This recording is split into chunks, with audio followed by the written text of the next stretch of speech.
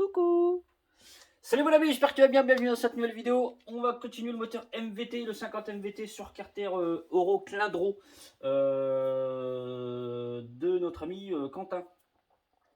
J'ai fait quoi dessus? Alors j'ai bossé un petit peu dessus quand même. J'ai repris un petit peu l'intérieur du cylindre, j'ai pas spécialement monté les diags, un petit peu l'échappement, un petit peu les transferts. J'ai remis un petit peu d'angle sur les transferts A. Putain, j'aime pas vraiment ces transferts. Bon, alors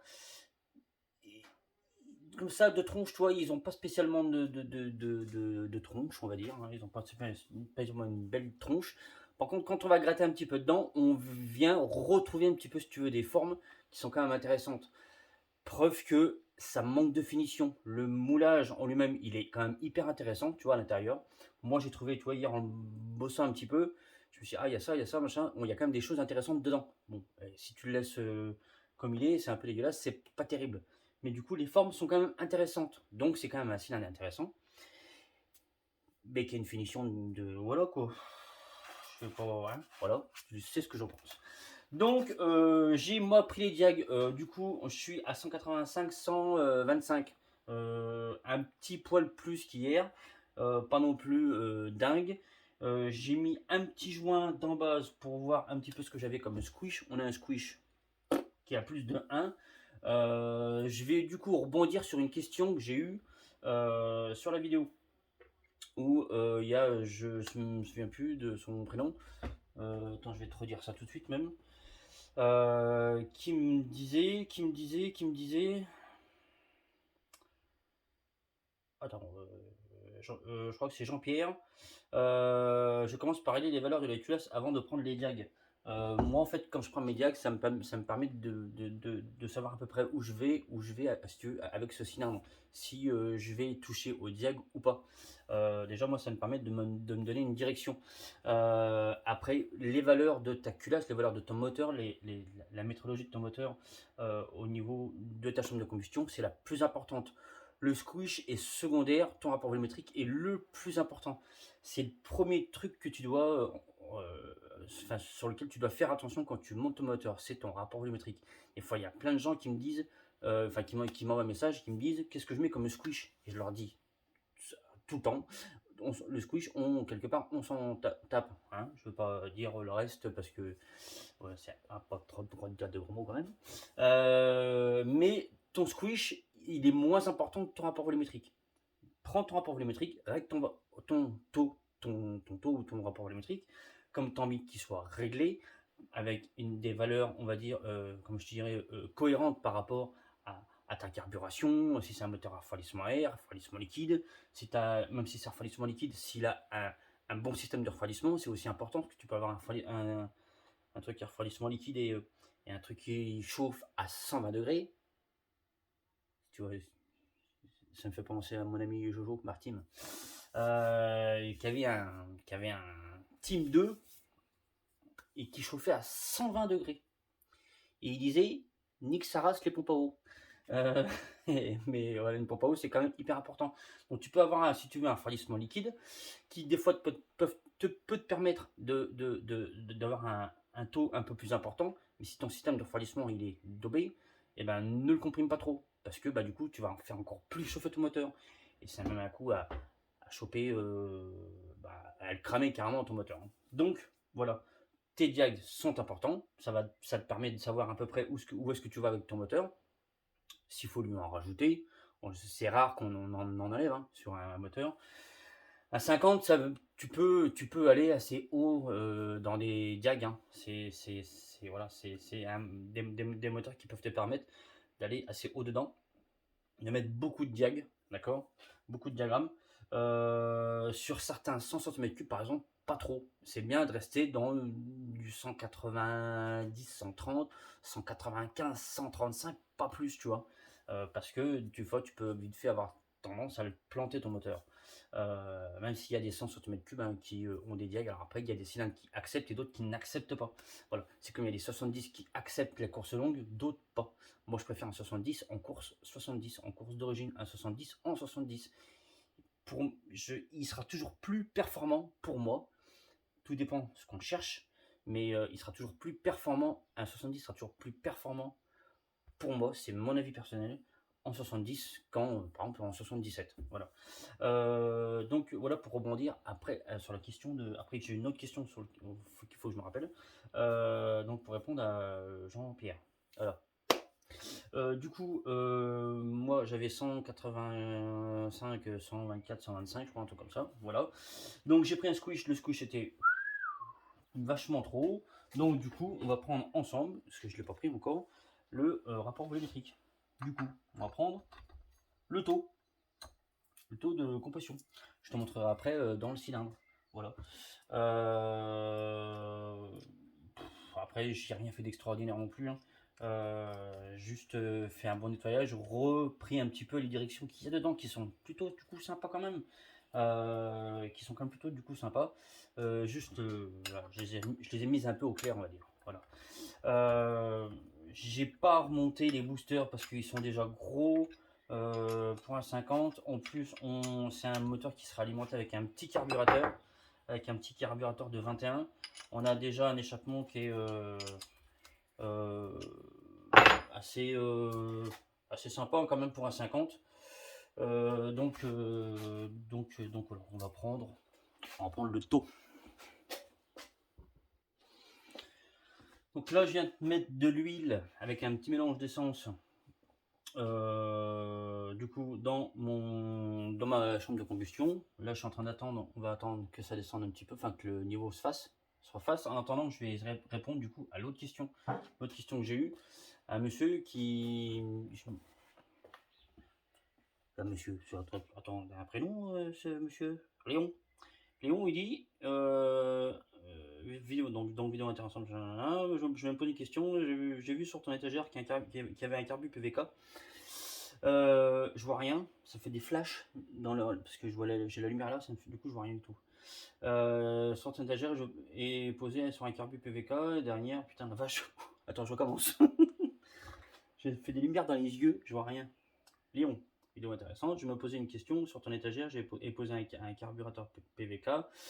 Et la dernière, j'ai vu une tulipe d'admission qui a pour particularité d'augmenter le diamètre du venturi. Crois-tu que ça sert à quelque chose? Ton moteur réagit comment si il y a un plus gros venturi? Alors, une tulipe, alors moi j'en ai une tulipe, hein. J'ai une tulipe sur mon moteur. Je pense que le collègue voulait parler peut-être d'une tulipe avec en carbone, une grosse tulipe que j'ai là, que j'ai commencé de tester, que j'ai commencé de tester. J'ai pas fini de la tester parce que j'avais commencé à faire ça au début de l'hiver. Il faudrait que je la remette, que je la reteste. De ce que j'ai pu m'apercevoir, j'ai eu l'impression, mais après c'est pareil, il faudrait vraiment tester ça sur un banc. Sur un banc, normalement, ça donne quelque chose de bien. Parce que tu peux sûrement, enfin, c'est même certain, affiner un petit peu tes réglages. Dans le MotoGP, dans les 500, GP d'antan, il y avait des boîtes à air qui étaient fermées. Enfin, tous les carburateurs étaient carrément dans les boîtes, hein. Il n'y avait pas une boîte à air. C'était tous les carburateurs qui étaient carrément dans une boîte. Il y avait des bonnes tulipes dedans.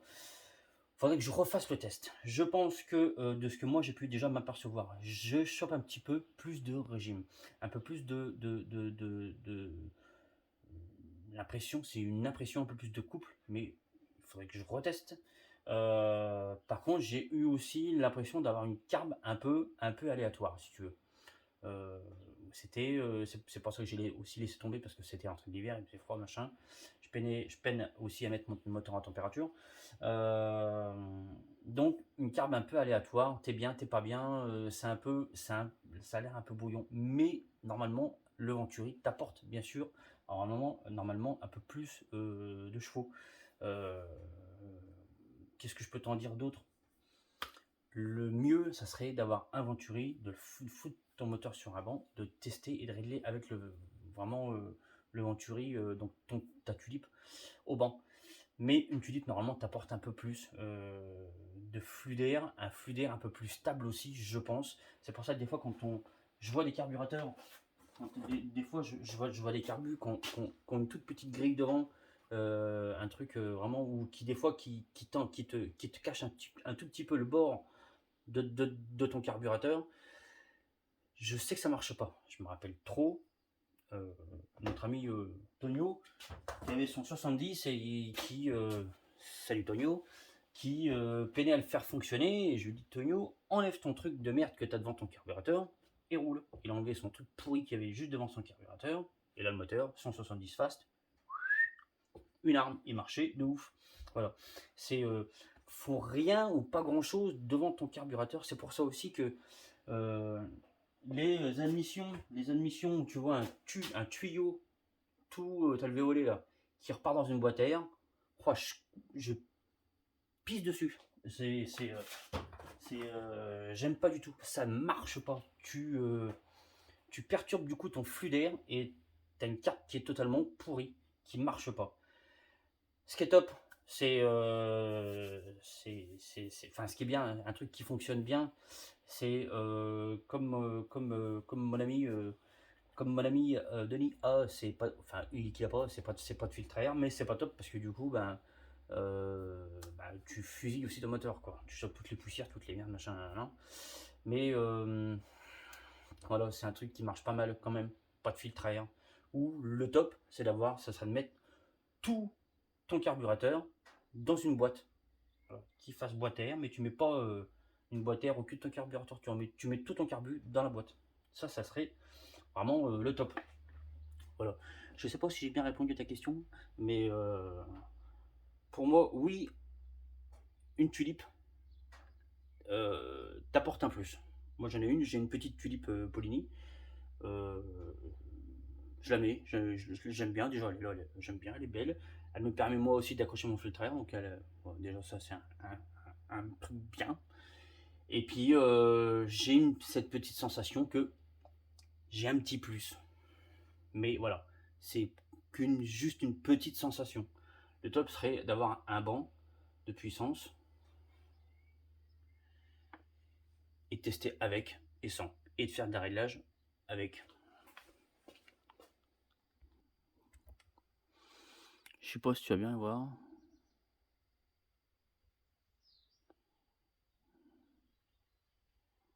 Ouais. Pas terrible. Donc. Donc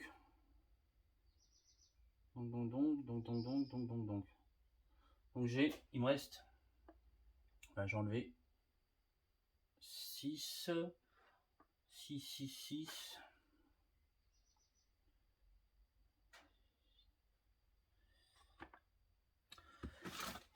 Enfin, le calcul. Fais le calcul. À mon avis, ça comprime, je pense, peut-être pas trop mal. Mais j'ai peur que ça soit un petit peu haut quand même. J'ai peur que ça soit quand même trop haut. On va regarder. Les 16, ouais. 54 volumes de bougie. Est égal à 3,46. 3,46. Tu retiens 3,46. 3,46. Quoi. Ma tête de piaf, je te garantis, dans 30 secondes, j'ai oublié. 3,46. 3,46. Oublie pas. 3,46. Plus 3,46. Égal ça. Divise par 3,46. Égal 114. C'est pas bon. Kevin. C'est pas bon, Kevin. T'as fait une connerie.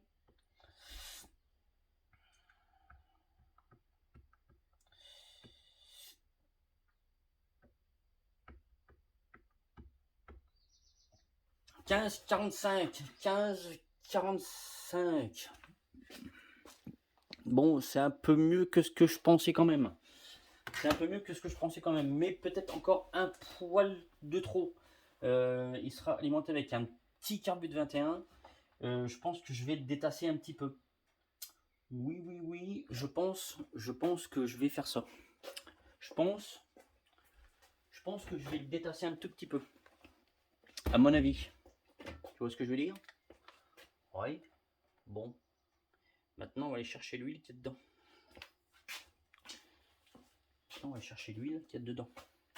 Donc, j'espère avoir répondu à ta question.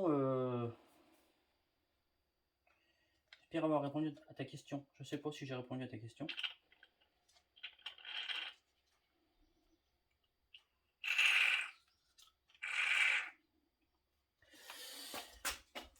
C'est ma réponse.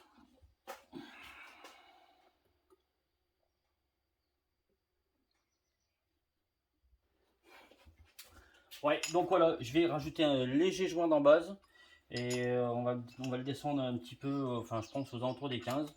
Ça sera pas mal pour un 50, hein, pour un petit 50. Voilà, je pense même qu'il a peut-être même l'intention de mettre un carburateur un poil plus gros, c'est possible. Il m'a filé 2 admissions.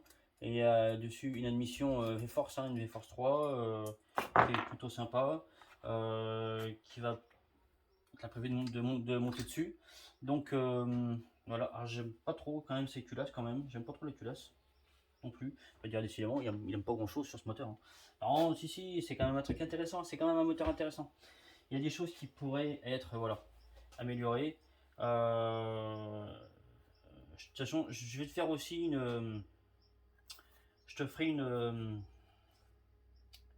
vidéo du coup des carters MVT, du coup que moi j'ai commandé pour moi.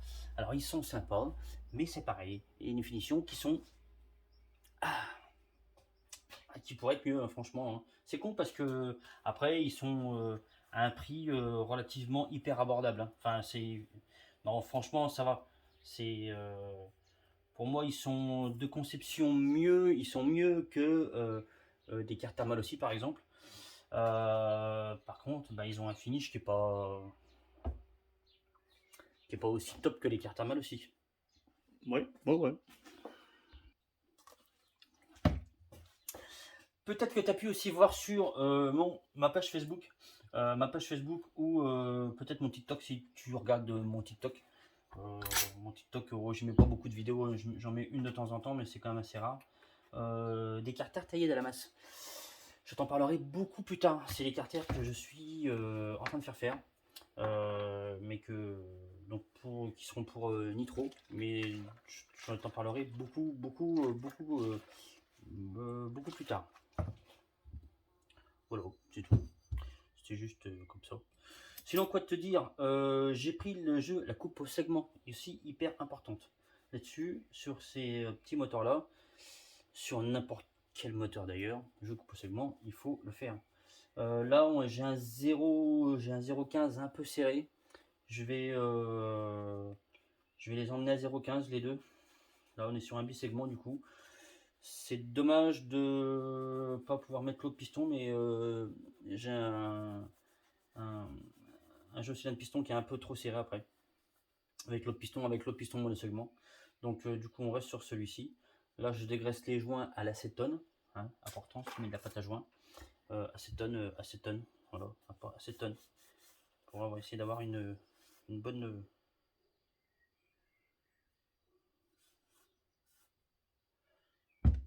Un bon maintien de la pâte à joint. Est-ce qu'on continue ensemble de le finir, de le fermer ou pas? Est-ce que ça vaut le coup? Je pense pas, j'en sais rien. Je pense que moi là je vais remettre un joint, refaire quand même un petit contrôle vite fait quand même du taux, et puis refermer ça. Et on sera bien monter les clapets. Oh, tu aurais pas marqué ici, hein. Les clapets qui sont ici. Alors les clapets, donc des petites V-Force qui sont sympas, avec un petit